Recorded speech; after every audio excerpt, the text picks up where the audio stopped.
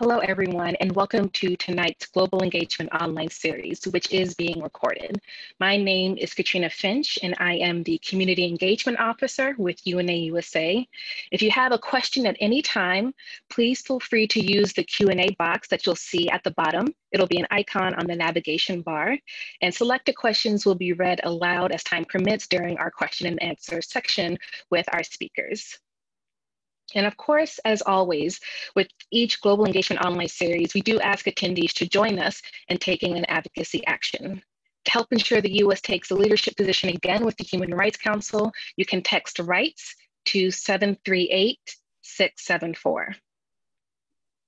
So to talk a little bit about tonight, we're currently in the midst of the UN's Global Goals Week, which is an annual week of action, awareness, and accountability for the Sustainable Development Goals. And tonight, we're really going to be thinking about SDG 10, Reduced Inequalities, but from the lens of creative work. Artistic work doesn't just have an emotional impact, it can challenge our perspectives and our understandings. And when thinking about racism, social justice, and other issues, what role does art play? How can art expose injustice? How can it heal us? Or how can it bring together those who demand justice? I'm pleased to have us joined tonight by three poets, Christopher Soto, Rebecca Thomas, and Mira Dasgupta. Not only are they going to chat with us about the intersection of art and social justice, they'll also first be reading some of their own work that highlights these issues that are close to them and that'll help us with this discussion. So first, we're going to hear from Christopher Soto, who's a poet based in Los Angeles, who works at UCLA with the Ethnic Studies Centers and sit on the board of directors for Lambda Literary. They will be reading a poem for us. Christopher? All right, wonderful, nice to be here. Thank you everyone for your time. This poem that I'm gonna read is called The Future's Bright, beside a nuclear waste site. The future's bright beside a nuclear waste site. She charged her ankle bracelet from the kitchen chair, and sunflowers in the white wallpaper began to wilt. We wilted with them before our sister and our probation officer, who came over to the house unannounced, just as we were preparing dinner. And what were we supposed to do? Cook for him? Invite him to eat with us? We hacked the heads from broccoli stems and pretended his body was spread across the board. Ugh. This officer kept talking nonsense and nudging his eyes around the apartment, looking for drugs, alcohol, alchemy. Our sister waited for him to leave, then began to ramble about her childhood and how things used to be before house arrest, the confines of these plastered walls, and her monitored route to work, where every corner has a cop coddling a liquor store, protecting their notion of freedom. Our neighborhood eats fear. Mothers are being handcuffed and harassed. Homes are being crushed like cigarette butts. Everyone we know hates the racist police and wants a revolution, but we seldom aim the gun. Have you heard how the bullets sing their anthem throughout the body? It sounds like God shutting the door. Bang, bang. When it's dinner time in heaven and your officer's knocking, ignore him, sister. Let the door bruise. Let the bears devour our enemies. We've no obligation to open ourselves for those who do us harm. Thank you. Thank you so much, Christopher. And next, we are going to have Rebecca Thomas, who is a Mi'kmaq woman, activist, poet, and the 2016-2018 Halifax Poet Laureate. She will be reading DMJ, a poem about Donald Marshall Jr., who is the leader of the Mi'kmaq First Nations people in Canada, as well as parts of Maine. Rebecca? All right, I have to put on my glasses because I can't see anything. Donald Marshall Jr. Led a significant movement to the Supreme Court of Canada to allow our treaty rights to be affirmed, that allowed us to hunt, gather, and fish for a moderate livelihood, for sustenance, and for ceremonial purpose. And so this is a poem about him. Intentions, whether they pave the road to hell, spell out your actions are ignored instead of enacted, refracted realities and legal dualities. Your intentions say a lot about you. Like how treaties were signed with no intended follow through, I wouldn't quite say he was a hero, only because of his reluctance to do so. Perhaps a martyr, a little rough around the edges. In more than one or two ways he transgressed, he was but a man, a Mi'kmaq, whose sacrifice can only be summed up by the words, I don't possess, a man that the state, history, and colonialism made powerless, rose up, lifted by others to confront those who had oppressed. He was stripped of his youth by a system that until he was 7 didn't recognize him as a citizen. Because here's the thing, when you know that your land, life, and treaty were all taken, when there were schools that eradicated connections to your kin, when you were only ever called an Indian, you might find yourself in a position to rebel, to take what little power you might have and excel at mischief. But Marshall was convicted before the deal was even sealed. No appeal existed for his existence as a disenfranchised Indigenous youth, whose delinquency for a structure that never fought for him, passed a conviction that required no proof, that put a child behind bars for 11 years and then acted aloof when confronted with another story. Because at that time, the shades of the teller went from caught living red-handed to whitewashed allegory. The case was closed. No need to depose another witness to counter the whiteness, to fight this, because who would ever care but another drunk or native convict? So much for the intended peace and friendship. He tried to escape, but unlike prison, the colonial legacy is still in good shape. This isn't up for debate. It's quite obvious when a teen gets life for murder, sentenced by perjure, and when the killer gets 5 for slaughter. And yet upon Ebseri's death, Marshall's father extended sympathy to his family and daughter. We might have generations of emotional baggage, but Dan Paul was right. We were definitely not the savages. If only this were the sole crown bully in town. I could drown in the ink spilled on his prejudiced rap sheet, but I could swim in an ocean if there was a drop for every action that broke treaty. And I can feed my spirit with the resiliency of my ancestry. Marshall's life not only changed the evidentiary, he gave us a chance to live and practice of another time, a lifeline to the past where our lands were vast, a moment where we were not defined by a band number next to our face encased in plastic. How fantastic a thought. We were people. Nations. From fishing eels to Supreme Court cases that help us heal, we couldn't help but feel hopeful. The Marshall decision. We could once again go back to our traditions for a living. So we hit the water and started fishing, but the affirmation didn't do much to combat the deep-seated racism. Our rights were affirmed, but we were rejected. It would appear that we weren't selected to be protected, so we protested the people with hate and fear that had infected their hearts. The iron commitment had completely rusted away from when we buried the hatchet, because a second decision snatched it, altered it, changed the implications. Conservation was the justification, but we are the First Nations. We know this land is not ours, but borrowed from the 7th generation. I began this poem by saying he wasn't a hero, and I stand by the writings of my pen, because I would suggest that instead, when Marshall died, he did so as a legend. His dedication to his people and his disdain for the crown resounds with our people today. The reverence we have when we say his name will only grow from story to myth about a man who had no intention of putting down his fishing kit. Thank you. Thank you so much, Rebecca. And then next, we are going to have Mira Dasgupta. She is the 2020 National Youth Poet Laureate with Urban Word NYC. Mira will be reading for us Lineage. Hi, first of all, I want to say that those are very powerful poems. I was just snapping, but this next poem is something that I wrote for Climate Week, and I was thinking a lot about the disproportionate effects of climate change on many different POC communities, and that's where I came from while I was writing this. So I hope you enjoy and have a wonderful webinar after and discussion. Lineage. We do not inherit the earth from our ancestors. We borrow it from our children. A Native American proverb. There is a mother here. Her skin has known the salt of broken oceans. Her hands have traced the sun until it became her. She learned respect from a father and his hands, how the bones of dead flowers made their garden a burial ground. Her body was her family's burial ground, her mouth an untamed flame. It escaped and left her with a vase. In it, her reflection appeared and shattered.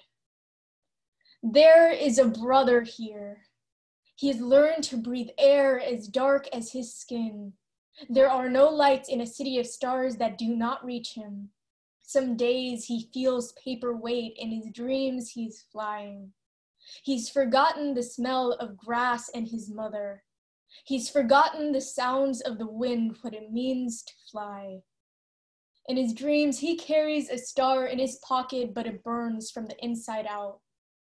It reminds him of himself, that there is a burning within him. There is a father here. He overflows into his mother's garden. Her flames lick his stubborn skin as he swallows the ocean whole. He writes odes to himself until his blood becomes a dead rose. And as the sea levels rise, as they run like a crimson-mouthed psalm, as children curl like wayward leaves, as storms shake their sea blue hands, as these hands overturn burial grounds, as burial grounds become his mother, a father becomes a son in mourning. There is a daughter here. She's been taught to sustain on seeds, but to never settle for them, to treat the grounds as she treats her body, to till the earth until she too is the sun. When morning arrives, she finds the shattered reflection of her mother and recalls the pieces, countless oceans converging where she stands. You can hear an echo of lineage, the sound of 1,000 daughters, mothers, sons, and fathers, how they become a garden, how their voices bloom among the scattered bones and carry like seeds to wind. Thank you. Thank you so much, Mira, and thank you everyone for sharing those powerful pieces. So first, to kind of set the stage for our discussion, for you, Christopher, Mira, Rebecca, can you tell me how you feel you've been able to kind of bring to light certain social issues that are really close to you through your various work?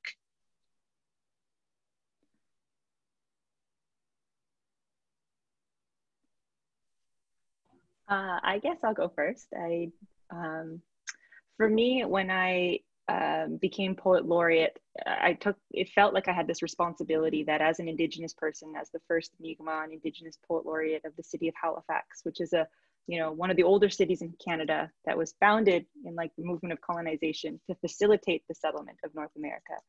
I had this tremendous sense of duty and responsibility to my community that I had this position. And so in this position, it wasn't about me, but it was more so about bringing forward stories and my community's concerns and experiences to a platform that they didn't necessarily have before.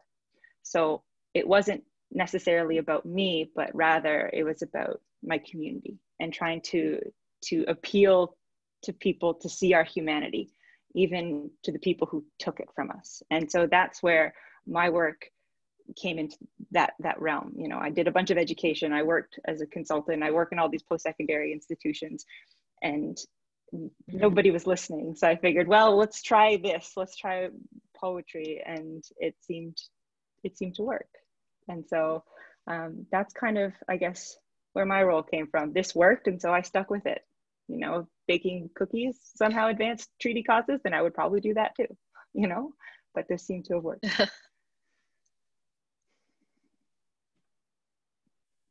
Great. And Christopher and Mira? Yeah, I was just going to agree with what Rebecca said, because currently I'm 16 years old. I go to Stuyvesant High School and I'm a senior there. So I started writing poetry, spoken word poetry, let's say, a year ago. And that is not a lot of time considering, but a lot has happened since then. And I think that poetry has a means of galvanizing people and inspiring, especially young voices, to stand up and talk about social issues and disparities that they may see within their communities. And it's something that I've learned throughout this year and my year as the United States Youth Poet Laureate, because young people do have a voice and they do have the means to cause tangible change. And I think that in terms of art, it can move people in a way facts cannot. And after performing, it's often the audiences and the people who go and see performances who are often the ones who get a change in perspective. And it's like a paradigm shift, and you can see it. And that's why I continue doing this work and trying to activate, because I feel as if art can truly save the world. And that's why I'm continuing doing it like Rebecca.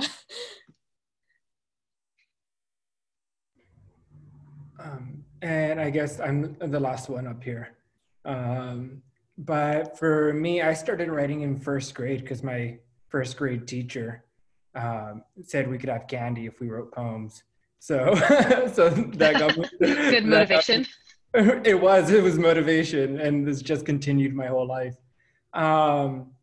So yeah, I started writing in first grade, and then in junior high and high school, I remember marching with my sisters and marching with my mom and my family in the streets of Los Angeles against SB 1070 and for migrant justice decades ago.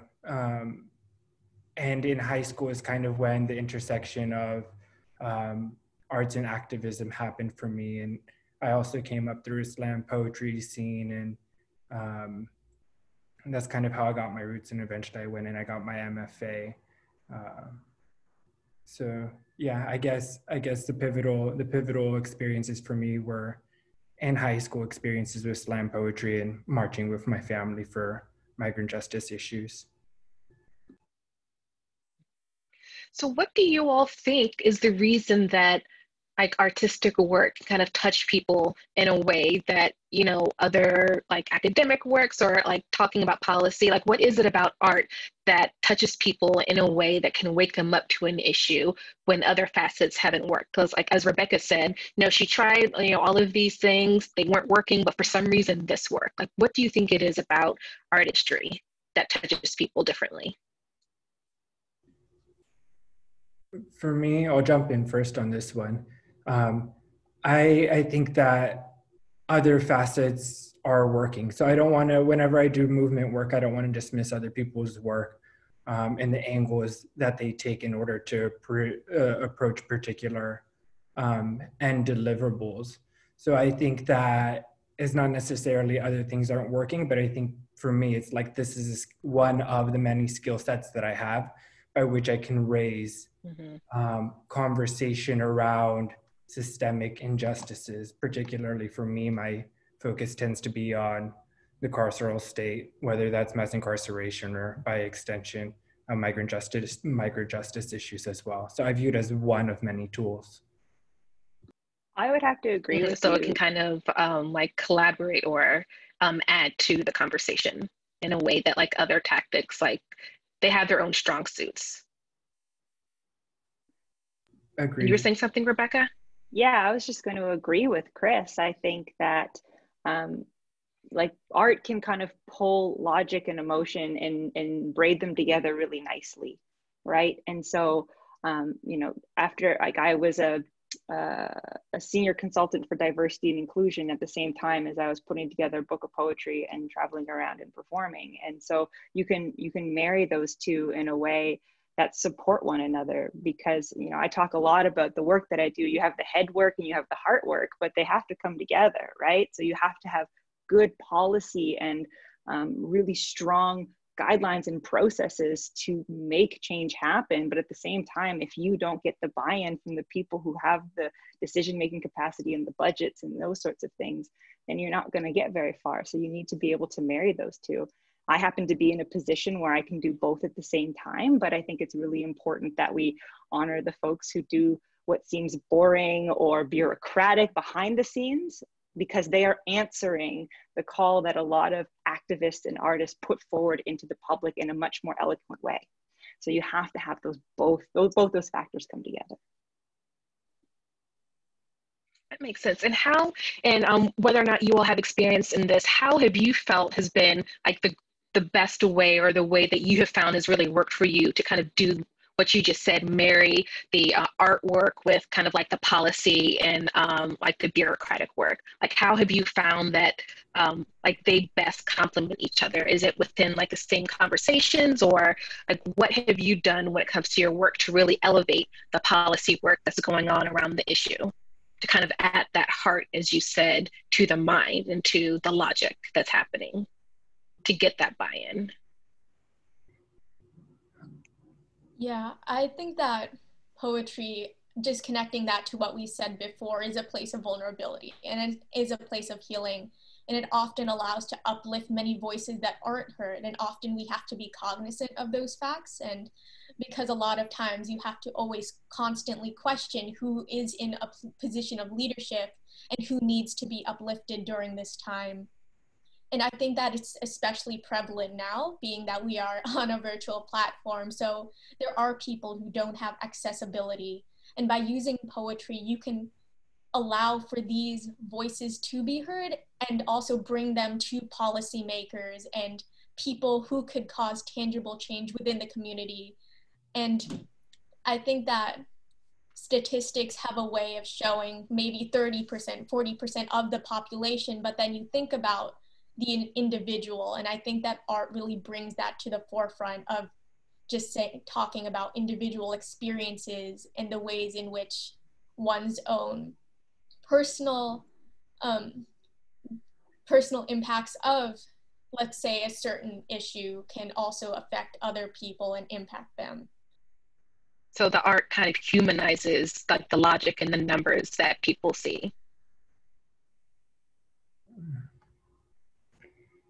And a next question I have. Go ahead. I don't necessarily believe in the word like human or humanization. That's a really politicized word. But I just wanted to piggyback on.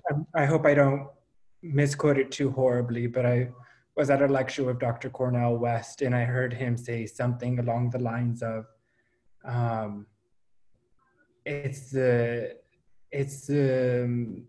objective of the artist to be like the dreamer or the visionary, and not necessarily like the politician or the policy maker who creates exact deliverables towards the end goal.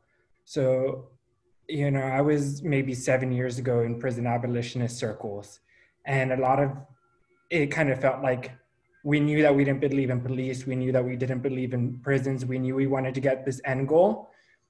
And we're creating theory and we're creating strategy and we're like putting out our wildest imaginations, like as, you know, the time and the movement is going on. And I think that's what revolutionaries do. And that's what poets do, is we don't say like, how many votes do we need to get past Senate? We say like, what is the big aspirational dream? Like, what can we most and radically vision in order to create that? And I think kind of harking back to the way that sometimes we can accidentally dismiss other protest movements. I think this is something that we see in the vernacular of the everyday right now. When on television, people are like, this is the right way to protest. This is not the right way to protest. Like all of these mannerisms, a lot of these discussions sometimes are made to position poets and activists and movement figures who are actually on the same team against one another. And so I had a conversation, I live here in West Hollywood, which is predominantly white, and I'm on Fairfax Street. And so when things were popping off this summer, I told my roommate who was white, I said, We don't speak against anyone who loots. We don't speak against anyone who overthrows or burns cop cars. And I said, if our house gets lit on fire, me and you are both middle class. This is a rented house. We could replace everything that we have here. So I think it's about deeply believing, embodying in a movement and allowing for a diverse array of tactics to be used. And saying like, no, I'm not against quote unquote like violent protesters. I'm against the white supremacists. I'm against the neo-Nazis. I'm against the carceral state. Wonderfully said. And when you were talking about things that are happening right now, I'm wondering, when you all were thinking about the pieces that you wanted to read tonight, like what is it about that piece that you thought for you kind of best lend itself to having this discussion? Is it something that was happening recently for you, or is it something that was just like particularly close to you and is what you primarily would think of if you're thinking about, okay, what can be a great example for our audience of how art and social justice can be married together? Well, my piece is named after Donald Marshall Jr. On September 17th of this year, so just last week, there was the launch of the moderate livelihood fisheries that happened. So within Nova Scotia, like us, like Mi'kmaq people, the Wusqueam, various other nations around, we signed the Peace and Friendship Treaties, which is a covenant chain of treaties. So there's multiple treaties that build upon the ones that came before them. And within that affirmed our rights to hunt and fish and gather for ceremonial sustenance in a moderate livelihood. And along with those pieces, we never ceded any land. That being the big piece, that this is all unceded Mi'kmaq territory, right? And so when the Marshall decision came down in 1999, there was a lot of violence that happened in many of our communities, our reserve communities within Mi'kmaq, so kind of East Coast Canada. And so the Supreme Court of Canada came down with a second decision and said, well, we have the right to moderate and control like quotas and what you have based off of the notion of conservation. And that was very insulting as Indigenous people, saying there was never an issue with conservation before, you know, commercial fisheries came in and started taking without quota. And so our right to a lively moderatehood is legal, but the Supreme Court of Canada and the Department of Fisheries and Oceans never implemented that. So they didn't define what a moderate livelihood is. So it's legal to fish, but there's no clarification on what that is. And so in the past week, you have seen 50 to 60 commercial lobster boats who were intimidating and ramming and shooting flares at the 7 Mi'kmaq lobster boats that we had. And out of those 7, they have 50 traps each. And the commercial fisheries have over 300,000 traps. And they are saying that this is an egregious environmental issue, that it's going to decimate the lobster stocks. And it doesn't make sense, because we're saying we have 7 boats with 50 traps each, and you have over 300,000. So this is not a conservation issue. This is the fact that we can fish out of season and you can't, and you're upset about it. And so this is what's happening right now. Tomorrow, I have a car full of supplies from a donation drive because we had a hurricane and it soaked a bunch of stuff, and we're driving down to Bigby to take it there. And so like, this is a continuous piece, because with Canada and with the US and with Western nations that are very wealthy because of the resources that they hold in their lands, we are the original stewards of these lands. And so when you have Indigenous rights and how they butt up against resource economies, often Indigenous rights and perspectives and sovereignty isn't necessarily taken seriously or given the credence it deserves, because to address our sovereignty and our rights means to question how our countries are wealthy to begin with. And that doesn't go over very well. And so that's why I chose DMJ, because it is a very, very real thing that is happening right now in Canada. Sorry, I'm very passionate about it. This is my nation. This is my community. This is my cousins. No, that is good. No, that's good. Thank you for sharing. And then Mira and Christopher. Yeah, sure. I can just speak very shortly on this, or perhaps, I don't know if I'll also go off as well. But as I said before, I wrote this piece Lineage due to Climate Week, and I know that there were the wildfires in California, and a lot of people were talking about that because the skies were orange and the ashes have spread across the nation, and it's something that's affecting many people and many communities disproportionately. And I also wrote this piece from a place in which there is a lack of climate education, and there are problems within our educational institutions because often there is a hegemony in the way in which we are taught histories and in the way we are taught these lineages, which is the title of my piece. And there is a concept of also American exceptionalism because we often are in this bubble and we don't really think about what's happening outside of the country as well, or what's happening outside, let's say, our neighborhoods or cities, when a lot of these issues are globalized and are affecting many people differently. So I wanted to show it on a basis that this is an issue which affects many families, affects many individuals, and to show people a macro scale, but also on a micro scale, what to talk about. And I think that it's important that we allow these voices to be heard in a way in which is holistic, but also makes people feel as if this is something that they can activate towards. And I wanted to have a call to action at the end and make people feel like there is hope because there are many things that we can do. And even though it may feel like there is not, because I know that factories make up a majority of carbon emissions. So it's something that you have to lobby towards, and it's something that we can work towards as not only people within our own neighborhoods, but also on a holistic as global citizens. So that's why I wrote it. Thank you, and it's definitely like very relevant, as you said, with this not only being Global Goals Week, but also you said Climate Action Week. And Christopher? Yeah, the poem I read today is part of a new manuscript that I've been working on, and I look at the cultural state from various perspectives. Some of the poems are narrative poems, some of them are embodiment. They take various looks at the many tentacles of mass incarceration in the United States. So I wanted to read some of that work, and yeah. Okay. And I also want to ask, outside of the creation of these pieces for you, are there other ways you have used your work to further the issue that it's touched on? Yeah, so one of the things that I did was I co-founded an organization called the Undocupodes Campaign with Marcelo Hernandez Castillo and Javier Zamora. I believe that was around 2015 that we did that. And one of the things that we were doing is we were looking at systemic biases within the literary community, because I think what happens a lot in every organization and community is that we externalize the problem.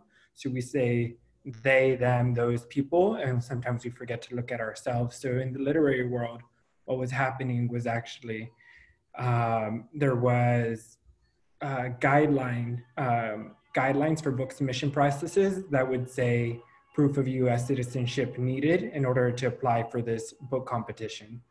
So we created this organization and worked to remove that language so that people, regardless of citizenship status, could apply for these literary contests and have the opportunity to have their books published.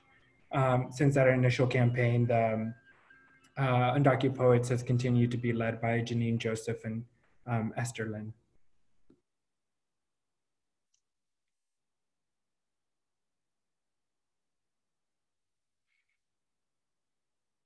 Do you have any other comments from Mira and Rebecca before you move on? I think, like, when I think about the work that I'm trying to do, a lot of it is to just continuously remind people that Indigenous people are still here. I know that sounds very basic, but more often than not, when we're portrayed in media with leathers and feathers and a time far gone by and these old photos of these stoic, stone-faced Native people, you know, and like that is simply not the case. There's, you know, 1.3 million Indigenous people in Canada. There's like over 5 million Indigenous peoples in the United States. There's you know, hundreds of languages that are still here. And like the foundation of the Americas as we kind of understand them currently is on Indigenous land, and that we are here. So like, and like that is something that is incredibly unique to our communities, is that like here in Mi'kma'ki, like we have a concept, it's called Edwaptamunk, it's two-eyed seeing, and it's seeing like multiple perspectives at the same time. And when Nova Scotia and Halifax became Nova Scotia and Halifax, it didn't stop being Mi'kma'ki, it didn't stop being Indigenous territories. Like it's both of those things at the same time. And like that is something that I continuously try to challenge people. I'm like, do you know whose territory you are on? Like right now, like, can you name the nations whose territory you're on, or who was displaced in order for, you know, your cities to be your cities? And it's just that constant reminder. It's like, we're not mythical storybook creatures of the past. We are still very much here. You know, our languages are being revitalized, and much of the actual legality, like when you think about confederation and treaty, about how like the nation states as they are recognized in an international context is related to relationships with Indigenous people through treaty. And so, and like those are foundational documents to our treaties are ratified in our Constitution, right? Our Indigenous treaties, Section 35 of our Constitution, right? And so like that's my whole thing, is like, hey, we're still here. Hello, like don't forget about us, because you exist because of us. And so that is something that I will forever be screaming from rooftops until I die, is that we are still here, and there's a duty and an obligation to consult with Indigenous peoples with regards to anything that happens in our lands, essentially.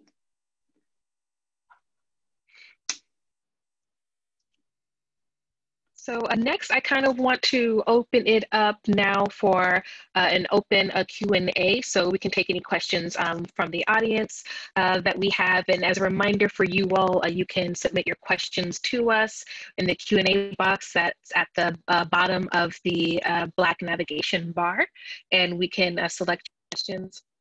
And some of them might be something that you've already answered, but if anyone else has some other input, I'm going to paraphrase one by Desiree. Desiree says that they've been raising money by galvanizing artists to make art and then participate in a virtual art sale that supports organizations that are working to support Black lives and fight racism. But oftentimes it feels hopeless, and it feels like they're not really making a dent in the injustices that are happening. So like, what inspiration have you all found, or that you all can lend to keep persevering when it seems like, you know, the work that you're doing isn't really being heard or isn't really making a dent in the actual issue? That's always. I have a friend who likes to talk about metrics, and they're like, what are the metrics, like the outcome? And I think with a lot of our activism, it's so hard to define the metrics or the impact of our work. So I can't tell the difference between like small scale conversations that I've had with individuals in private, to huge readings that I've had with thousands of people, it's too, we're organizing amongst and with so many other people and so many other factors, that for me, all I can do is say, I'm part of generations of people who have fought the settler state, who have fought like colonialism, who have fought capitalism, who fought racism. And this is work that I am dedicated to my whole life, and I'll use whatever tools I have for my whole life in order to sustain this work. So I try not to think about outcome too much. Same. Mm-hmm. I definitely agree, because I feel as if in this work you can't think about, like Christopher said, the outcome in terms of personal successes, because I think success can mean a lot to many different people, and I want you to celebrate that the work that you do is important and is something that is necessary. You are one voice, but you're also one voice of millions, and I think that that's something that you should hold with you, because your work is necessary, like I said before. And one poem that I read so many times is Won't You Celebrate With Me, by Lucille Clifton. It's a very short poem, but inspirational. So I think that's something that you can look at if you ever want to, if you ever want art that can help inspire you. But other than that, I think that you should just continue doing what you do and just know that there are people who are supporting you and who are backing you in terms of causing change within the global scale. I do want to put a little amendment to my statement, though, just to say that sometimes, like when you are working on policy, there are like very cut and dry like objectives, like I'm trying to abolish the death penalty in this state, or I want to get cops off campus by this deadline. So I think that sometimes you can tell the tangible impact, but I think regardless either way, like that is not, whether you are able to make that goal or not, should not be a deterrent for whether or not you stay committed to the movement. And that should not be where you find like your motive to be in the movement. I think I would echo Thank you. both Mira and Christopher in what they're saying, and that there are many lanes in which you can make change as well. So there's lots of reasons why, you know, showing up to a protest may be difficult. Maybe you have an accessibility challenge, right? So it's going to be very difficult for you to show up, you know, in person to perhaps a protest or a movement in that way. And I also think it's really important to factor in that you need rest. Like rest is important.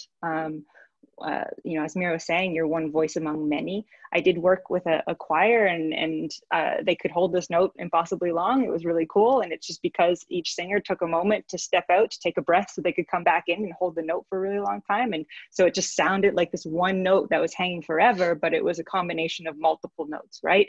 And so it's important that the weight of the world and the weight of the change of this world is not on your shoulders alone, but it can feel like a tremendous responsibility as though it is on your shoulders alone.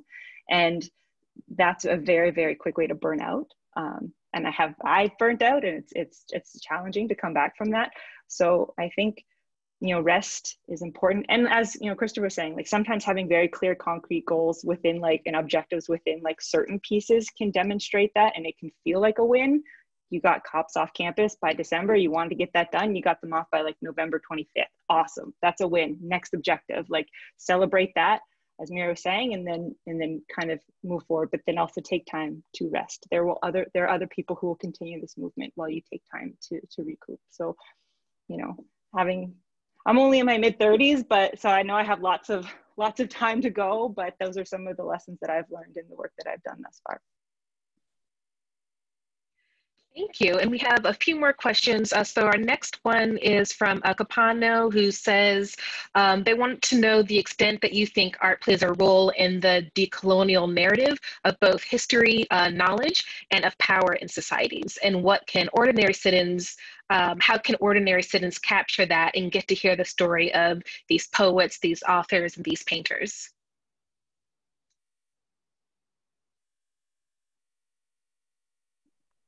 I'm happy to jump in on this one because I feel like I get real excited about talking about this sort of stuff.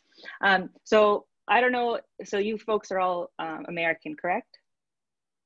Yes? For the most part are American, but we do have oftentimes like international audience members joining as well.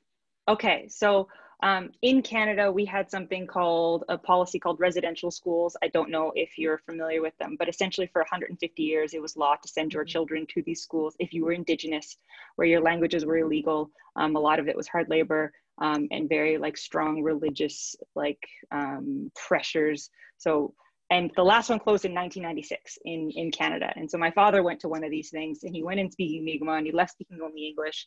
And it was a very awful thing. 150,000 Indigenous kids went through these schools.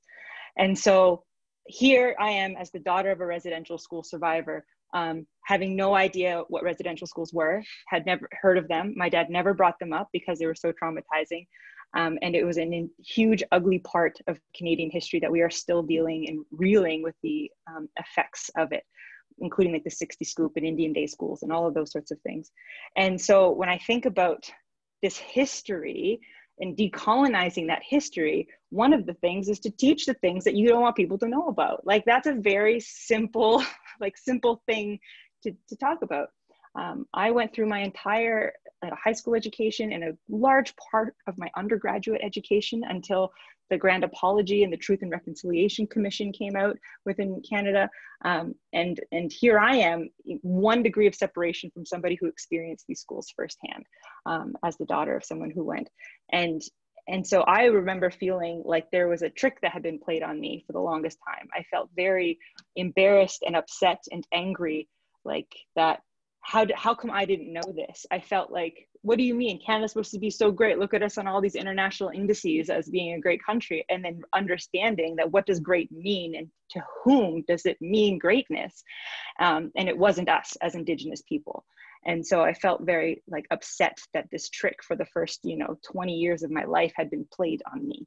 And so I think when I understand decolonizing histories, it's teaching all of those facets, and not simply the one that makes you look the best. I think that the biggest disservice that many historians have done is portrayed the Americas in a way that shows us as being this triumphant story of success and rebirth, when in reality, a lot of things were torn down in order to make that narrative the most popular one. Yeah, we definitely have to get used to having uncomfortable conversations. It's something that anyone can do. It's free. And we also have to get used to relearning, like Rebecca said, because I was taking an urban education class in contemporary moral issues at colleges just to learn more, because I know that personally within the education system, there are these narratives that are being taught that aren't necessarily true as well as our textbooks. And I know that it's not only coming from our teachers, but the institutions which govern them and govern these histories. And I think that it's important that we acknowledge that. And I know that it may be hard for people to go back into all of these layers of their own knowledge and just to see and pick out what parts that they can learn from and what they can change within their perceptions. But I think that if you take a step back and try to read texts and try to learn, and I know it may be hard, but you can find individuals, like I know we have a group of poets here who are writing amazing works and who are talking about individual experiences and issues which they're facing, or which their communities may be facing. So I think it's a lot about that, and just doing your part as not only someone within the nation or within these countries, but also doing the work as an individual and as a person on the micro level scale. Thank you so much. And since we're running out of time, I'm going to have the last final 2 questions for you all, and I'm going to just go ahead and pose both of them. So the first question is from Sophie. Do you have any thoughts on what mediums of art, whether it's music, poetry, etc., are most effective for social justice? And then the last question is, we have UNA, USA chapters around the country that are tasked with doing work within their community on these issues. How do you think they can go about using art and collaborating with artists to highlight issues that are happening in their local communities?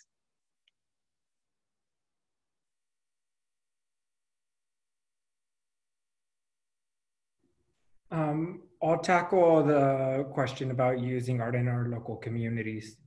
I think that there's a constant persecution of artists, like historically, especially poets, who've faced everything from house arrest to the death penalty, to having been exiled, to having been murdered for their poetry. And so I think supporting artists who are at risk or thinking about the role of activism in arts on a global scale, supporting the voices and the lives of people who are at risk for persecution when they speak up about systemic injustices is important. And I think also allowing the voices of people who are directly impacted by certain issues such as migration, deportation, to have the platform to speak or to elevate the platform that they're already creating for themselves. I'll leave it there.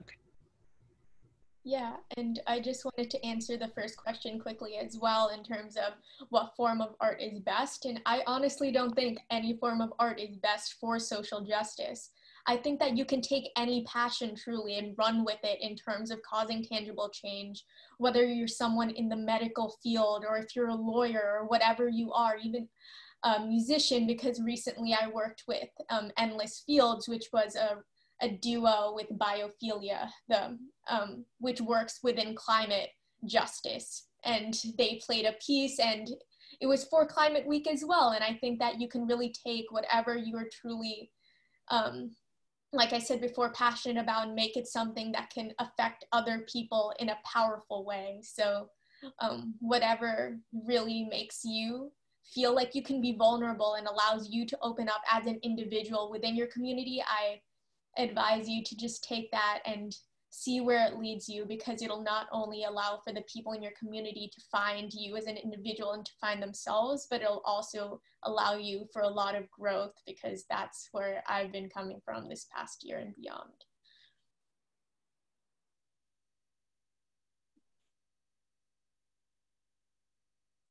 All right, do we have any last remarks from you, Rebecca, on any of these final two questions? So the question was about which art is the most effective, and then what was the other question? The other one is, when thinking about what UNA chapters do in their local community, how do you think they can use art or go about collaborating with artists to highlight those local issues? I mean, have that conversation with the artist and work with them. I think it's important to acknowledge art as being like a valid form of labor and work. So I think it's very important, if you want to work with artists, you pay them a living wage. You offer them like a good piece. Like, we do live in a capitalist economy. You need to pay for your rent, you need to pay for your food, and you need to have your labor paid for in a way that is ethical. So I would say that that would be a big piece there, is pay your artists, and pay your artists well, right? Mm-hmm. Because they're putting in a lot of work. You're not just paying for the 4-minute poem. You're not just paying for the 350 word, op-ed or the 2.5-minute song. You're paying for the untold hours of practice and dedication to that craft that has helped create this piece of work, right? Whether it be education, formal practice, whatever that may be. So if you want to work with local artists in your local community on local topics, part of it comes with fair compensation for the artists that you're working with, and trusting them to know their communities well.